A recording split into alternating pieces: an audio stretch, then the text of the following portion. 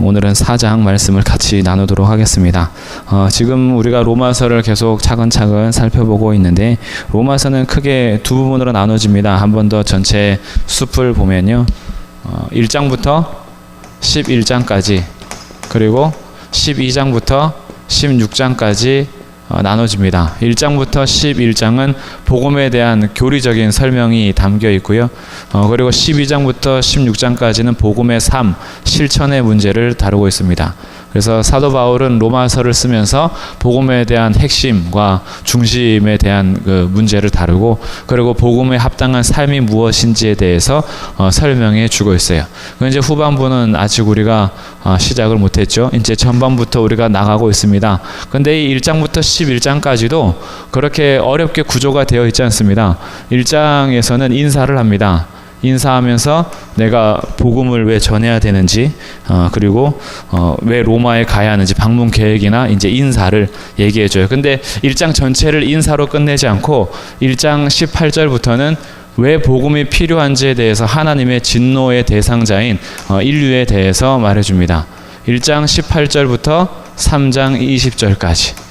그래서 이방인도 진노의 대상이요 유대인도 진노의 대상이요 모든 사람들이 다 진노의 대상이다. 그러면서 왜 진노의 대상인지에 대해서 조목조목 얘기해 주고 그래서 너희들에게는 다 복음이 필요하다 그래요. 그러면 도대체 복음이 뭔가라고 설명하는 것이 3장 21절부터 이제 설명이죠. 설명인데 이것이 4장 이제까지 진행이 되는 겁니다. 하나님께서 의롭다 하시는 칭의에 대해서 얘기하면서 의롭다 하시는 것은 오직 믿음의 법으로 가능하다라고 믿음을 얘기하면서 이것이 우리에게 전해지는 기쁜 소식, 복음이다 그래요. 율법의 행위로 우리가 의롭다함을 얻는 것이 아니라 오직 예수 그리스도를 믿음으로 의롭다함을 받는다라고 하면서 4장까지 오늘 이제 살펴볼 4장이죠. 믿음, 칭의는 오직 믿음으로다. 그래서 이것을 교리적으로만 설명하는 것이 아니라 4장에서 아브라함을 예를 듭니다. 아브라함을 예를 들면서 의롭다 하는 것이 왜 믿음으로만인지 이것이 신약에 와서 갑자기 정해진 것이 아니라 하나님께서 이미 아브라함을 불러서 그를 세울 때부터 그를 믿음의 조상으로 세운 것은 할례시가 아니라 무할례시의 조상으로 세우면서 오직 믿음으로만 의롭다함을 얻을 것에 대해서 4장의 이제 예를 오늘 우리가 살펴볼 거고요. 그리고 이제 5장이 뭐냐? 5장은 칭의의 결과입니다. 우리가 의롭게 되어서 도대체 어떤 결과를 맞느냐라는 것을 설명해 주고 여기에 대해서 확장하다 보니까 6장, 7장, 8장으로 연결이 돼요. 6장은 죄로부터의 자유입니다. 우리가 이제는 죄에서 해방이 된 거예요. 죄의 종로로 타지 않습니다. 죄의 종로로 탈 수가 없어요. 7장에 가면은 율법으로부터의 자유입니다. 율법에서도 이제 자유하게 됐어요. 율법이 우리를 올가맬 수가 없습니다. 8장에 가면은 성령 안에서 자유입니다. 성령 안에서 자유. 이제는 성령의 법이 죄와 사망의 법에서 우리를 해방시키셨어요. 그리고 성령께서는 우리를 말할 수 없는 탄식으로 도와주세요. 그 어떤 것도 하나님께서 우리를 사랑하시는 그 사랑을 끊을 수가 없어요. 그래서 성령 안에서 누리는 완전한 자유에 대해서 얘기해줘요. 그리고 이제 9장에서 11장까지 그러면 이스라엘이란 위치는 도대체 어디 있느냐라고 해서 이 석 장에 걸쳐서 이스라엘 이야기를 합니다. 이게 복음의 교리에 대한 설명이에요. 이렇게 머릿속에 딱 그냥 다 들어가지 않더라도 대충 로마서의 흐름이 이제 보이는 거죠. 처음에 인사를 했어요. 인사를 하면서 왜 복음이 필요한지에 대해서 죄를 얘기해야죠. 그리고 이제 복음이 뭔지에 대해서 얘기하다 보니까 칭의, 의롭게 되는 것에 있어서 얘기합니다. 그 의롭게 되는 것은 오직 믿음으로만이다. 그리고 이 믿음에 대한 것을 구약에서 인용하면서 아브라함 예를 들고 의롭게 된 칭의를 받으면 우리가 어떻게 되는지 칭의의 결과로부터 시작해서 우리의 자유함에 대해서 이제 진술을 하고 있는 거죠. 이렇게 해서 로마서 1장부터 11장까지 복음이 무엇인지 이스라엘 안에서의 하나님의 주권과 역사, 섭리까지 얘기한 이후에 그럼 이렇게 믿음으로만 의롭게 되는 의롭다함을 받은 하나님의 백성들이 어떻게 살아야 하는지 그 삶에 대해서 얘기해 주면서 로마서가 굉장히 귀하게 우리 가운데 복음을 잘 설명해 주고 있는 성경이 됩니다. 그래서 오늘은 이런 위치 속에서 이제 4장을 살펴볼 차례예요. 의롭게 되는 것은 오직 믿음의 법인데 이 믿음의 법에 대해서 이 편지를 읽는 성경을 읽는 독자들에게 아브라함 예를 들어줍니다. 4장 1절 다시 한번 보겠습니다. 그런즉 육신으로 우리 조상인 아브라함이 무엇을 얻었다 하리요. 무슨 뜻이냐? 아브라함이 육신으로 뭘 얻은 게 있느냐 이런 거죠. 육신으로 의롭다함을 얻은 것이 없다 이런 뜻입니다. 자기의 행위로 아브라함이 의롭다함을 받지 않았다라는 거예요. 2절 만일 아브라함이 행위로서 의롭다 하심을 받았으면 자랑할 것이 있으려니와 하나님 앞에서는 없느니라. 야, 내가 의롭게 받은 건 내가 기도 많이 해서 그래. 내가 하나님으로부터 인정받은 것은 내 믿음이 진짜 너희들하고 달라. 내가 너 의롭다함을 받은 것은 헌금 많이 해서 그래. 내가 의롭다함을 받은 것은 고행을 많이 했어. 나는 내가 할 일이 많아라고 했다면 자랑할 것이 생겨요. 그러면서 너희들은 이것을 아직 못해서 의롭다함을 받지 못해라고 자기의 육신으로 행위로 의롭다함을 받았다면 자랑할 것이 있으려니와 그런데 성경은 선언하죠. 하나님 앞에서는 없느니라 그래요. 그러면서 3절 성경이 무엇을 말하느냐? 아브라함이 하나님을 믿음에 그것이 그에게 의로 여겨진 바 되었느니라. 이것이 창세기 15장 6절입니다. 창세기 15장에서 이런 말이 나온다라는 것은 굉장히 중요한 위치를 가지고 있어요. 창세기 15장은 하나님께서 횃불 언약을 맺으시는 장면입니다. 짐승을 이렇게 갈라놓고 불 지나가는 거 있죠. 그 불 지나가기 전에 하나님께서 아브라함에게 말씀을 하시는데 그 말씀을 믿어요. 그래서 그 믿음으로 인하여서 그가 의롭다함을 받습니다. 그리고 16장이 이스마엘의 족보에 대해서 나오고 17장에 가서야 이때가 할례 언약을 합니다. 왜 15장이 중요한 위치를 가지고 있느냐? 아직 아브라함이 할례 받기 전이라는 거예요.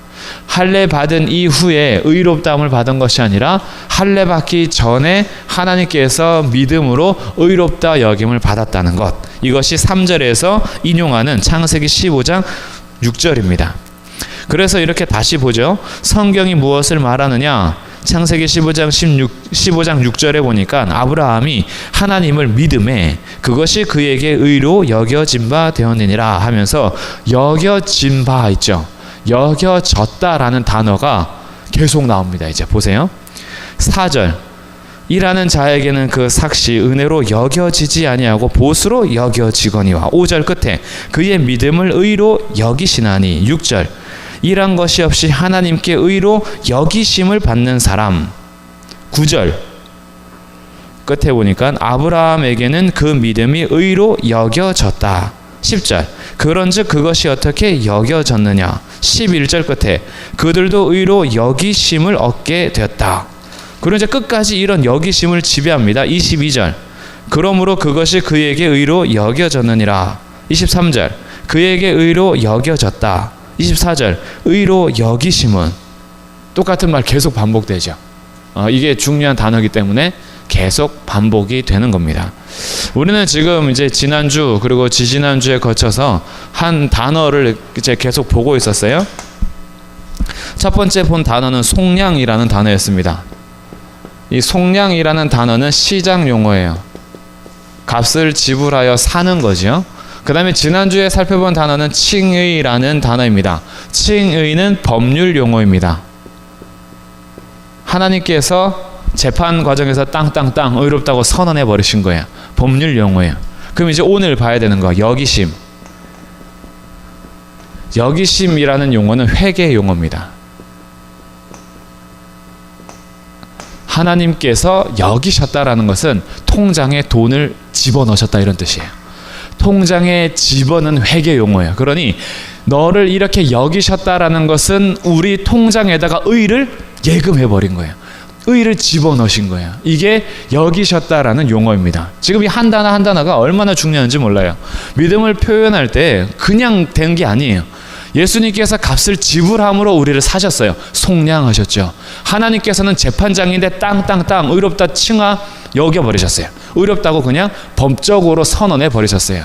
그리고 우리를 의롭다고 여기시는데 우리의 빈 통장에 도무지 보수를 받을 수 없어요. 일한 것이 없어서, 우리가 행동한 것이 없으니까. 그런데 일을 하지 않았는데 우리 통장에 월급이 들어온 거예요. 의라는 이 돈이 확 들어온 겁니다. 그래서 이제는 우리가 우리 통장에 깜짝 놀래요. 통장 정리를 했는데 난 일한 것이 없는데 의라고 딱 찍혀 있는 거예요. 예금이 된 거예요. 이거 찾아 쓰면 돼요. 하나님께서 나에게 의를 집어넣으셨으니까 이게 여기심이라는 거예요. 여기심. 그리고 이 여기심이 바로 오직 믿음으로 우리 통장에 들어왔기 때문에 4절에서 다시 이렇게 얘기하는 거죠. 일하는 자에게는 그 삭시 은혜로 여겨지지 아니하고 보수로 여겨진다 그래요. 당연하죠. 내가 한 달 동안 일해서 통장에 찍히는 건 내 수고에 대한 보수죠. 그런데 5절 일을 아니할지라도 경건하지 아니한 자를 의롭다 하시는 이를 믿는 자에게는 그의 믿음을 의로 여기시나니 일한 것이 없이 하나님께 의로 여기심을 받는 사람의 복이죠. 일한 것이 없는데 통장에 의라는 월급이 들어와 버렸어요. 그러니 이것이 은혜라는 겁니다. 그리고 이것이 복이라고 선언하는데 다윗이 말한 바라고 하면서 시편 32편을 인용합니다. 그것이 7절 8절이에요. 불법이 사함을 받고 죄가 가리어짐을 받는 사람들은 복이 있고 주께서 그 죄를 인정하지 아니하실 사람은 복이 있도다. 하나님께 의롭다 여기심을 받는 복에 대해서 시편 32편에서 얘기하는데 하나님께 죄를 사함받는 것, 그 사람의 죄를 인정하지 않는 그것이 바로 복이다라고 합니다. 시편 32편은 원래 죄를 고백하고 용서받은 자의 기도예요. 즉 회개한 사람이 하나님의 용서를 받고 나서 하나님 앞에 너무 감사해서 드리는 복을 찬미하는 겁니다. 하나님의 복을. 근데 이것을 그대로 인용하면서 우리들은 일한 것이 없는데 우리를 하나님께서 용서하셨어요. 그러면서 이 복에 대해서 이미 시편에서 말하고 있다. 용서받는 자에 대한 하나님의 복. 그러니 깜짝 놀라는 거죠. 용서받을 일 한 적이 없는데 용서가 됐어요. 근데 이 용서한 것이 아무것도 한 거 없는 나 때문이 아니라 속량하신 예수 그리스도 때문인 거죠. 그리고 재판장이신 하나님께서는 아무것도 없이 그저 용서해 주심으로 자기의 공의에 흠이 된 것이 아니라 자기 아들에게 진노를 쏟아 놓으심으로 아무도 하나님을 의로우신 재판장이 아니다라고 말할 수 없게 자기 아들에게 심판을 다 쏟아 놓으셔서 칭의, 우리에게 의롭다 칭하시는 법적 선언을 할 때 하나님 앞에 공의에 대해서 따질 수가 없어요. 그냥 용서하셨다면 따질 수 있죠. 어떻게 죄를 그냥 넘어갑니까? 아니 하나님, 아무리 하나님이 사랑한다라고 해서 그냥 용서하는 건 이거는 하나님의 의가 아닙니다. 공의롭지 못합니다 라고 할 수 있는데 하나님이 진노를 쏟아 놓지 않은 것이 아니라 그 진노를 아들에게 쏟아 놓은 거예요.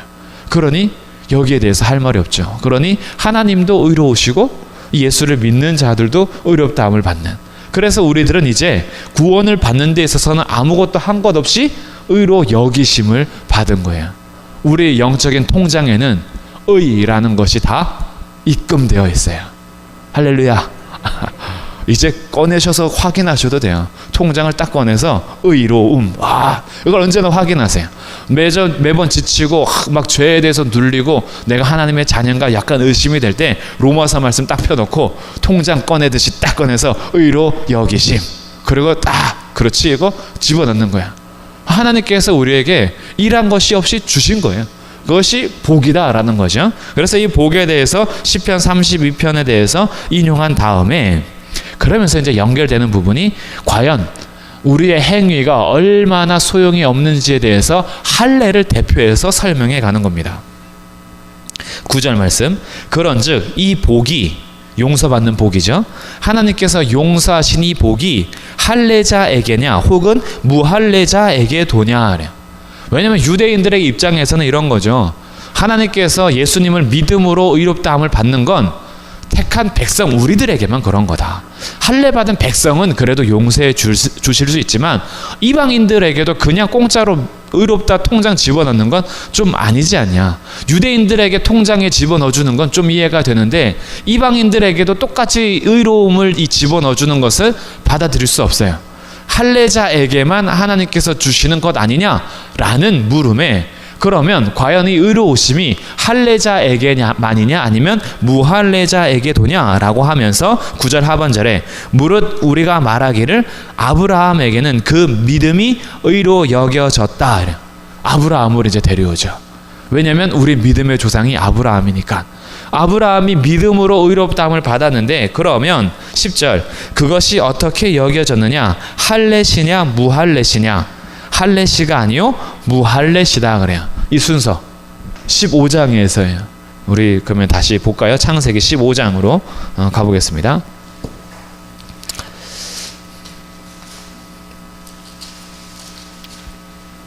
창세기 15장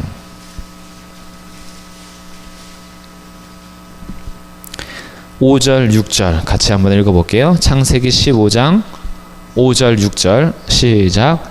그를 이끌고 밖으로 나가 이르시되 하늘을 우러러 무뼈를 셀 수 있나 보라. 또 그에게 이르시되 내 자손이 이와 같으리라. 아브라함이 여호와를 믿으니 여호와께서 이를 그의 의로 여기시고. 자 6절에서 나오죠.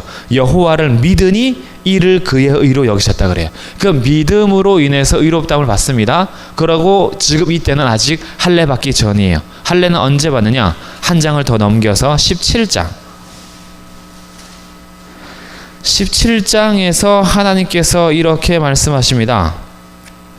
17장 10절 너희 중 남자는 다 할례를 받아라. 이것이 나와 너희와 너희 후손 사이에 지킬 내 언약이니라. 이것이 바로 영원한 표징이다 라고 얘기해요. 그래서 할례를 받는데 24절에 보니까 아브라함이 그의 포피를 벤 때는 99세였다 그러죠.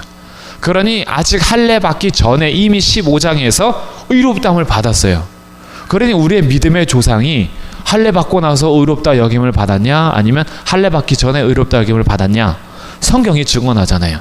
할례와 상관없이 의롭다함을 받았어요. 유대인들이 할 말이 없는 거죠. 자신들이 몇천 년 동안 지금 아브라함 때부터만 계산해도 약 2000년이에요. 2000년이 지나는 동안 유대인 아브라함의 자손들이 자긍심을 가지고 하나님과의 언약의 표징인 할례식을 난지 8일 만에 계속했단 말이죠. 그리고 이것이 선택받은 백성이라는 자부심이 있었어요. 그러다 보니까 이 자부심이 자신들의 교만이 되기도 했죠.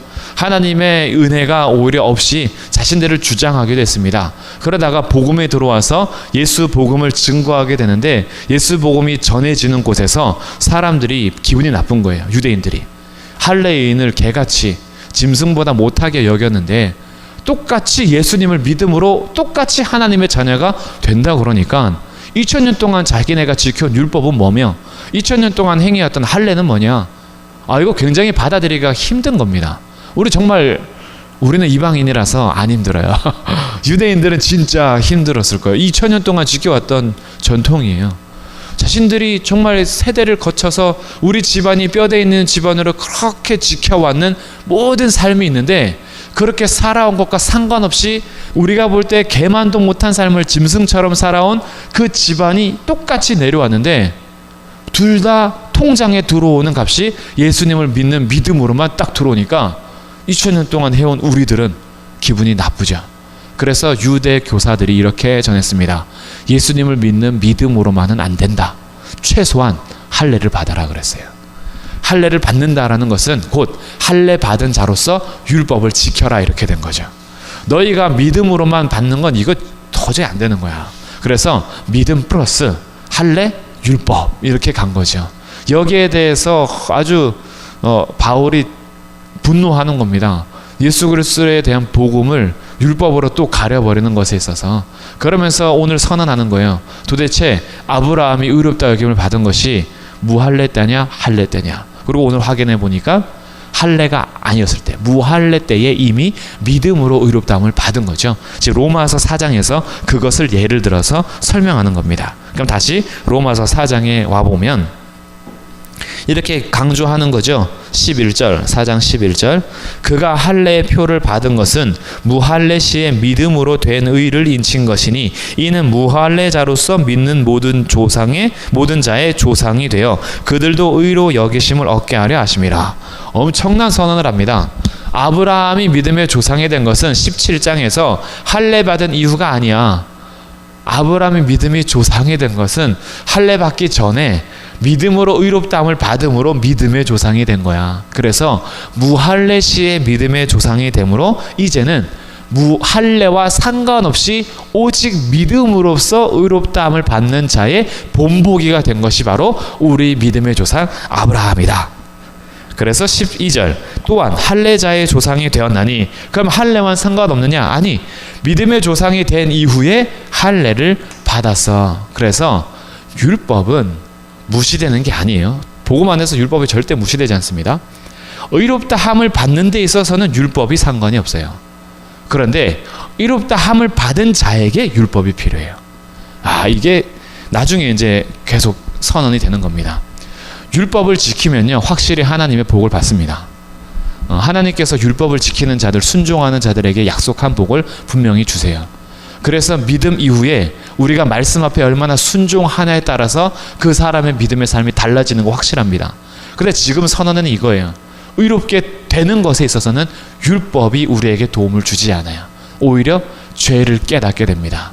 율법을 성취하시고 율법을 이루시고 율법으로 오셔서 오직 우리의 모든 죄짐을 담당하신 예수를 믿음으로만 우리가 의롭게 되는 것이고, 의롭게 된 자들에게 할례가 주어지는데, 이 할례는 이제 영적인 의미겠죠. 우리에게 율법이 주어지는 것은 믿음으로 의롭다함을 받은 다음이야. 그래서 하나님의 백성들이 지켜야 될 법이 반드시 있다. 그래서 이것은 변한 적이 없어요. 출애굽기에서도 하나님께서 십계명을 주십니다. 출애굽기 20장에서 10계명으로부터 출발해서 하나님께서 율법을 쫙 나열해 주시는데, 그때 20장 1절 2절에서 이미 선언하는 것이 뭐냐면, 너희는 내가 애굽에서 구하여 낸 내 백성이다. 나는 너희의 하나님이다. 먼저 선언해요. 관계를. 나는 너희의 하나님이요 너희는 내 백성이다. 종되었던 집에서 건져낸 너희 하나님 여호와라. 그러니 너희가 나 외 다른 신을 섬기지 마라. 이렇게 등장해요. 너와 나와의 관계가 하나님과 백성의 관계가 되었으니 나의 백성들이 지켜야 될 법이 있다가 율법이에요. 우리에게도 마찬가지입니다. 믿음으로 의롭게 되는 자들에게 있어서 율법이 폐기되거나 버려지지 않습니다. 하나님의 믿음의 백성들은 분명하게 지켜야 될 법이 생겨요. 우리는 세상과 다른 법이 있습니다. 주의 말씀이 우리의 법이 돼요. 주의 말씀은 여전히 내 삶의 길이요 내 발의 등이 됩니다. 여전히 주의 말씀을 따라서 살아가는 것이 우리의 삶이 돼요. 복음의 자유라고 해서 율법을 폐기하고 버리는 것, 굉장히 복음을 잘못 이해하는 겁니다. 복음을 받아들인 자가 하나님의 은혜로 의롭게 되고 자녀가 된 다음에 그리고 이제 우리에게 주시는 법이 있어요. 그래서 12절에 할례자의 조상이 됐다 이거죠. 곧 할례 받을 자에게 뿐 아니라 우리 조상 아브라함이 무할례 시에 가졌던 믿음의 자체를 따르는 자들에게도 그러하니라. 곧 육체적인 할례를 받음으로 그들의 조상이 된 것이 아니라 이제는 할례의 조상도 되고 무할례자의 조상도 되면서 오직 공통된 것, 믿음의 조상이 된 겁니다. 믿음으로만 의롭게 되는 거죠. 그래서 13절 같이 한번 읽어봅니다. 시작. 아브라함이나 그 후손에게 세상의 상속자가 되리라고 하신 언약은 율법으로 말미암은 것이 아니요 오직 믿음의 의로 말미암은 것이니라. 아멘. 오직 믿음의 의로서 아브라함과 그의 후손이 세상의 상속자가 된다라고 선언이 된 겁니다. 이렇게 하면서 이제 뒤에 설명 한번 읽으면서 볼게요. 14절. 만일 율법에 속한 자들이 상속자이면 믿음은 헛것이 되고 약속은 파기되었느니라. 율법은 진노를 이루게 하나니 율법이 없는 곳에는 범법도 없느니라. 이것은 1장 18절부터 3장 20절까지 바울이 계속 얘기했던 바예요. 과연 너희가 율법을 지킬 수 있느냐? 율법으로 너희들이 판단했는데 너희들은 그 판단이 돌아오지 않느냐? 율법은 지킬 수 없다. 의인은 없나니 하나도 없다. 그래서 율법으로 만약에 상속을 받으면 이 믿음은 헛것이고 우리는 다 진노만 받을 수밖에 없다. 그래서 16절. 그러므로 상속자가 되는 그것이 은혜에 속하기 위하여 믿음으로 되나니 이는 그 약속을 그 모든 후손에게 굳게 하려 하심이라. 율법에 속한 자에게 뿐만 아니라 아브라함의 믿음에 속한 자에게도 그러하니 아브라함은 우리 모든 사람의 조상이니라. 이제 믿음으로 조상이 된 겁니다. 그래서 17절에서 다시 그가 믿은 바 하나님은 죽은 자를 살리시며 없는 것을 있는 것으로 부르시는 이시니라. 믿음이 이제 계속 강조됩니다. 18절 같이 읽어봅니다. 시작. 아브라함이 바랄 수 없는 중에 바라고 믿었으니 이는 내 후손이 이 같으리라 하신 말씀대로 많은 민족이 조상이 되게 하려 하심이라. 계속 15장 말씀이 이어가는 거죠. 내 자손이 이와 같을 것이야 라는 말에 그것을 그대로 믿었어요. 그래서 바랄 수 없는 중에 바라고 믿었다 그래요. 그리고 19절 100세가 되어 자기 몸이 죽은 것 같고 사라의 태가 죽은 것 같음을 알고도 믿음이 약해지지 않았다 그래요. 믿음이 계속 상황은 변하고 그의 몸은 늙어가는데 믿음은 변함이 없어요. 그래서 20절 믿음이 없어 하나님의 약속을 의심하지 않고 믿음으로 견고하여져서 하나님께 영광을 돌리며, 이 믿음으로 계속 영광을 돌리는 거죠. 그리고 21절 약속하신 그것을 또한 능히 이루실 줄을 확신하였으니 그러므로 그것이 그에게 의로 여겨졌다 그래요. 결국 상황은 계속 변하고 때로는 실패하고 실수할 수 있음에도 불구하고 그가 끝까지 놓지 않았던 이 믿음으로 인하여서 의가 통장에 들어온 겁니다. 그래서 23절 24절 그에게 의로 여겨졌다 기록된 것은 아브라함만 위한 것이 아니요 의로 여기심을 받은 우리도 위함이니 곧 예수 우리 주를 죽은 자 가운데서 살리신 이를 믿는 자니라. 아멘. 아브라함만 위함이 아니다. 오늘도 믿는 우리들에게 아브라함과 똑같이 의롭다 여기심을 얻게 해주기 위하여서 우리를 죽은 자 가운데서 살리신 이를 믿는다면, 즉 예수 그리스도를 믿는다면 그도 아브라함처럼 의로운 하나님의 자녀다라고 선언하죠. 이 예수가 25절 같이 읽습니다. 시작. 예수는 우리가 범죄한 것 때문에 내줌이 되고 또한 우리를 의롭다 하시기 위하여 살아나셨느니라. 아멘. 예수는 우리가 범죄한 것 때문에 내줌이 됐어요. 속량됐죠. 우리를 의롭다 하시기 위하여서 하나님의 칭의를 선언받기 위하여서 부활, 다시 살아나셨습니다. 그래서 이제는 이 예수를 믿는 자, 예수님의 죽으심과 부활하심을 믿는 모든 사람은 아브라함이 의롭다 여김을 받은 것처럼 오늘 우리들의 행위와 상관없이 의로도 은혜로 의롭다함을 얻습니다. 하나님의 의롭다 여김을 받는다면 하나님의 자녀가 됐다라는 거예요.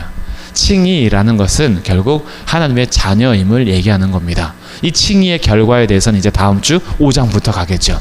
의롭다함을 받은 우리들에게 선언되는 놀라운 하나님의 복이 쫙 선언될 텐데, 이 진리만 제대로 가지고 있어도요 이단에게 안 넘어갑니다.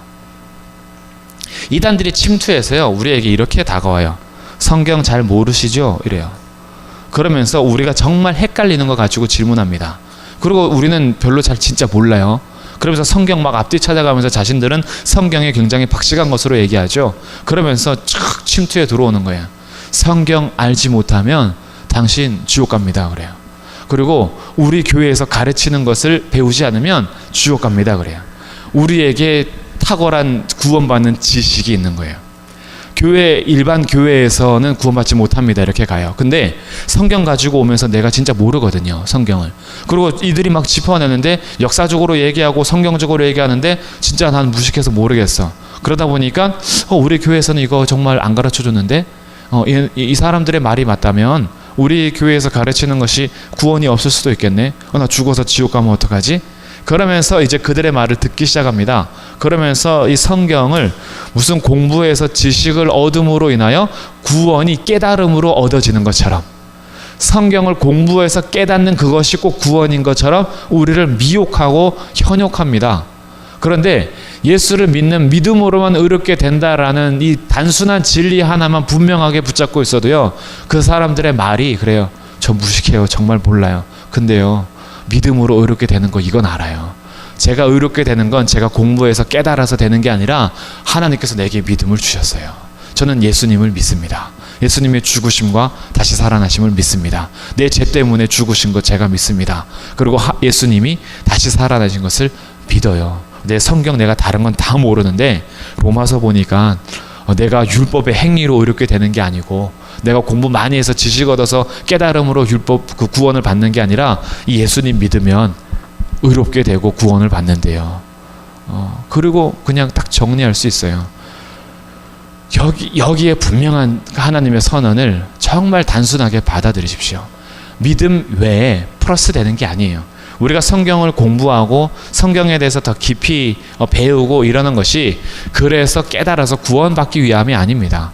구원받은 자로서 제대로 살기 위해서 더 성경을 알고 더 이 구원을 누리기 위해서, 하나님께서 이 땅 가운데 주신 하나님의 백성의 삶을 더욱더 누리기 위하여, 그래서 우리에게 주신 사명을 감당하고 맡겨주신 일들을 더욱더 풍성하게 살아내기 위해서 성경은 계속 공부해야죠.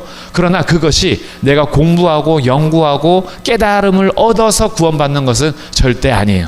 오직 단 하나, 예수 그리스도를 믿음으로 말미암아 의롭다함을 받습니다. 이것이 은혜라는 거예요. 하나님의 은혜 없이, 하나님께서 주신 은혜 없이는 그 어떤 율법의 행위나 우리의 노력으로 얻을 수 있는 것이 아니다. 그래서 로마서를 공부할 때요, 하나님의 은혜가 얼마나 풍성해지는지 몰라요. 오늘도 우리에게 믿음을 주신 하나님의 은혜에 감사하며 찬송할 수 있기를 주님의 이름으로 축복합니다. 그래서 하나님의 은혜에 감사하면서 절대 흔들리지 마시고 오직 믿음으로 의롭다 하시는 복음의 법을 우리에게 주심을 찬송하면서 하나님의 자녀로서 더욱더 복음 안에 거하시기를 주님의 이름으로 축복합니다. 기도하겠습니다.